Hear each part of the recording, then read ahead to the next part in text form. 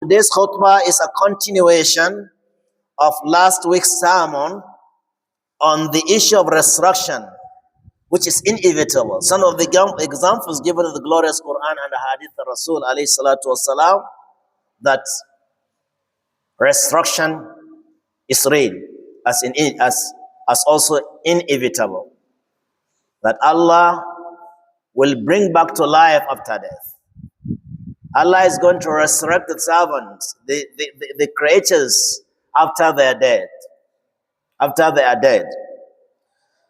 Some of the examples made mention of Ibrahim and the birds that he was asked to slaughter, and Allah brought them to life after they are dead.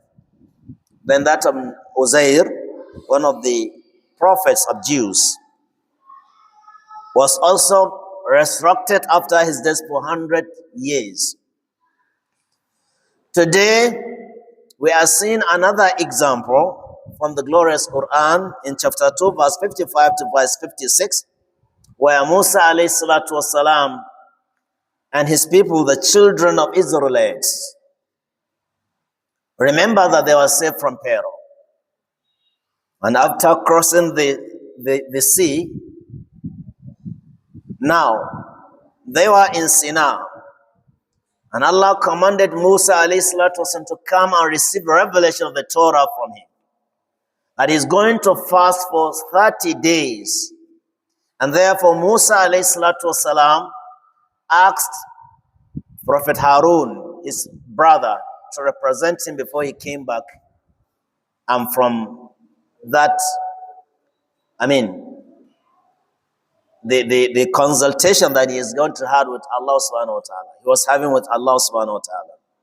When he went there for 30 days, he was asked to fast as an act of ibadah, as an act of tawassul before the Torah is given to him. Now, after fasting for 30 days, out of curiosity, Prophet Musa now brushed his teeth with miswak. And he went to Allah subhanahu wa ta'ala. Allah asked him, Ya Musa, why do you brush your teeth? He says, Oh Allah, I feel ashamed of coming to you while my mouth would be smelling pungently. So I decided to wash my mouth before coming to your palace. Allah said to him, Ya Musa, don't you know that the smell of that mouth is better for me? It's more beloved to me than the smell of al-misk, a perfume. I have added 10 days for you so that smell will come back before you come and give you the Torah. So the additional 10 days made the children of Israelites to start, doubting, was it true that Musa has gone there to collect Torah from Allah? No. You remember that they asked Musa alayhi salatu, they requested for an idol after crossing the sea, the Red Sea. They were saved from Pharaoh. They met some people worshiping idol. And they asked Musa, Ya Musa, ja'al lana ilahan kama lahum aliyah. Oh Musa, why don't you get us an idol so that we have a representation of Allah, so that we worship him? He said, you are really, astray. So now, when Musa could not come back after 30 days, one of their disciples there, Musa Samiri, whom was taken care of by Jibril alayhi salatu wasalam, they were born the same day with Prophet Musa alayhi salatu wasalam. And that's why one of the scholars saying, وَمُوسَى الَّذِي رَبَّاهُ جِبْرِيلُ فَهُوَ كَافِرٌ وَمُوسَى الَّذِي رَبَّاهُ فِرْعَوْنُ فَهُوَ رَسُولٌ. The Musa been taken care of by Jibril, Kafir. And the one taken care of by who? Pharaoh, a messenger. That's what Allah did to his servants. So now Musa Samiri collected the gold they borrowed from the people of Pharaoh, from the people of Masjid when they were running away. And he constructed a calf, a small cow, which has an an opening mouth where the wind or the air enters through the mouth and it goes through the anus and it makes a sound. And he said, "Hada ilahukum wa ilahu Musa fanasi." This is your creator, this is your Lord, Allah. And the Lord of Musa, he has forgotten. He went there to collect something from his Lord. This is the Lord. So they started worshiping him, worshiping the idol, worshiping the calf. Now, when Prophet Harun said to them, "Oh my people, what you are doing is wrong." They said, "Look, we are not going to desist. We are not going to stop worshiping this idol until when Musa comes back." So additional 10 days as a result of miswork has committed Banu Israel to worship idol. And that was the beginning of their problems till to date. Therefore, bid'ah is very, very dangerous. Run away from bid'ah whenever you see her. Whenever you see where the bid'ah has been performed, run away. Otherwise, it's going to invite wrath and difficulties and penalties. That was the beginning of the problems of Banu Israel. They worship idol. Now, when Musa finished 10 days, additional 10 days, he went back to Allah, and Allah asked him, how about your people? He said, "Oh Allah, I left my people on the same track, on the same path I left them." He said, "Musa, we have indeed tested your people, and they are there worshiping idol, being constructed by Musa Samiri." So Prophet Musa came back after returning he came back with the Torah. When he came, he thrown the Torah down. He captured the beard of Harun and his head. He said, "Harun, why don't you follow me to tell me what was happening?" He said, "Yabna akhi, yabna oh my brother, I am afraid that you may say that I have discriminated or I have caused division between Banu Israel. So that was why I have to stay here. But I did all I could to unite them, to let them not to worship the idol, but they refused." Musa Samiri was asked, he said, "Yes. بصرت بما لم يبصر به فقبضت قبضة من أثر الرسول فنبذتها وكذلك سولت نفسي." I saw what they were not seeing because he knew Jibril. And Jibril used to bring food to Musa at Sinai, in the Mount Sinai. So whenever Jibril passed by, he knew Jibril because Jibril took care of him when he was young. So he'll now pick some part of the soil or the sand stepped on by Jibril. He brought them together with the gold and he constructed the calf. And they started worshiping them. Musa said, "Idhhab fa inna laka fil hayati an taqula la misas wa inna laka maw'idan lam tukhlifa wanzur ila ilahika alladhi dhalta alayhi aqifan lanuharriqannahu thumma lanansifannahu fi yawmin nasfa innama ilahukum Allahu alladhi la ilaha illa hu wasi'a kulla shay'in ilm." So Musa Samiri was abolished. He could not see people, he could not come to people and people will not come to him. If you touch him, you will be sick. And if he touches you, will be sick. So he'll be running from each other. Till his death. Eaten by the beast in the bush. So now, Prophet Musa came back. What will be the punishment of those that worship the calf? Allah sent a revelation that faqtulu anfusakum. Your punishment is that you are going to kill yourself. How can we kill ourselves? How can someone kill himself? Allah said, those that have not worshipped the idols should kill those that have worshipped the idols. Then that would be difficult also. Because maybe my father have done it. How can I kill my father, my son, my wife, my this and that?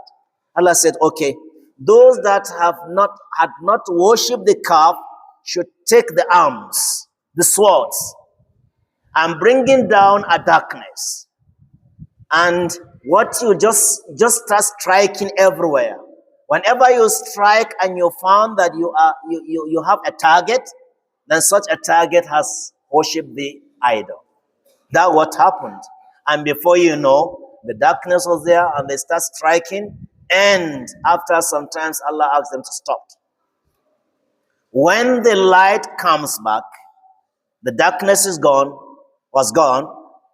Now they saw all the people that worship idols lying down in their blood. Allah said to them, I will bring them back to life. So Allah raised them again to show them His ability, His capability, His power, His mighty to resurrect a dead. That's one of the stories in the glorious Quran. Then chapter 2 verse 67 and 7 to 73, due to time's constraint, is another story of a wealthy man whom was killed by his nephew. He had no one to inherit him. So the nephew was eager for him to have the wealth. So he decided to kill the man so that he got the inheritance. And after killing the man, he took him and put him on the door, by the doorstep of some people among the neighbors. When it was morning, the relatives of that wealthy man, they were looking for, where is our so person? Yes, our brother. They saw the corpse lying in front of the doors of those people. They said, you are the one that killed our brother. They swear in Allah's name that they swore that they didn't know anything about it. Now they were disputing, arguing. They took themselves to the court of Musa alayhi salatu wasalam. They said to Musa, oh Musa, ask your Lord. You can see how irresponsible they were. You can see how disrespectful the Jews are. Ask your Lord to tell us who killed this man. Udu Arabak and yubayyina man qatala. Then Musa alayhi salatu wasalam asked Allah, and Allah said, okay, they want to know the killer. Okay, let them find a cow.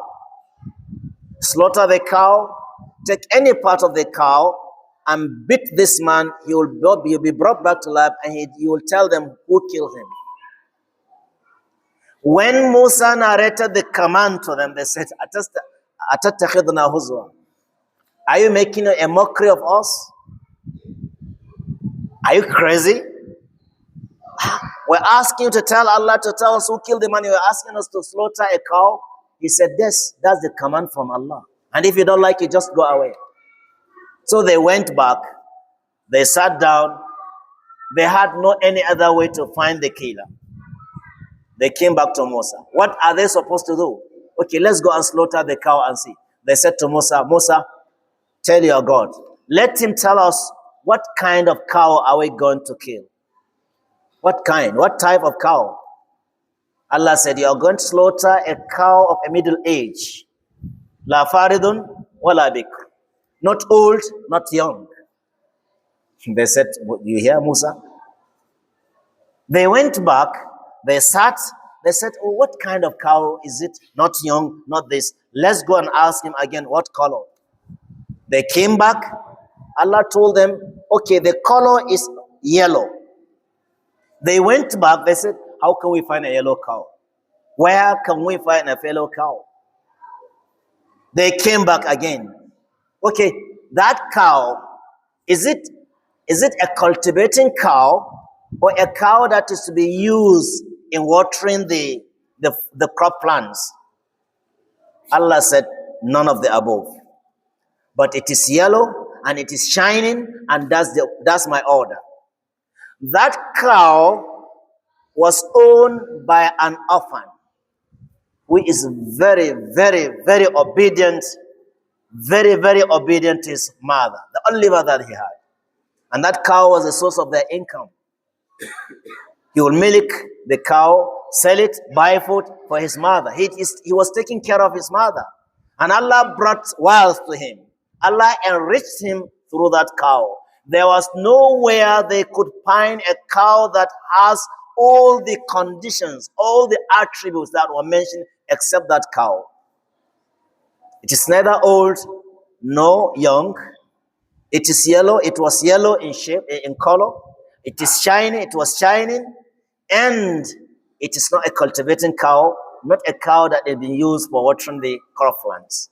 So now they decided to say, okay, let's ask him, can you sell this cow to us? He said, no, until when I tell my mother. Very obedient to his mother.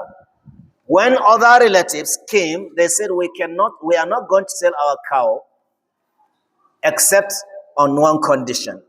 And the condition is going to be, when you slaughter the cow, you remove the skin, separate the skin and fill the skin with gold. That is the price of the cow. How can you, are you crazy? They said, yes, that's what we want. If you don't need it, go away. They came back to Musa. Musa said that was the command from Allah. Allah wanted to enrich an orphan, an orphan who was very, obedient to his mother through his cow. And at last they don't have anything to say. So they have to agree. They agreed on that condition and they brought the cow, they slaughtered the cow, fill it with gold, give it to the orphan and his mother, and they slaughter the cow and they take part of the cow and beat the dead man who died days ago, and then he was resurrected by Allah. And he told them, this is the person that killed me. Allah said, كَذَلِكَ يُحْيِي اللَّهُ الْمَوْتَى. In the same pattern, Allah is bringing back death to life. Due to time constraint, inshallah, maybe next week we are going to continue with other examples given by the glorious Quran on resurrection that is real and is inevitable. May Allah subhanahu wa ta'ala continue to guide us. All right. Assalamu alaikum wa rahmatullahi wa barakatuh.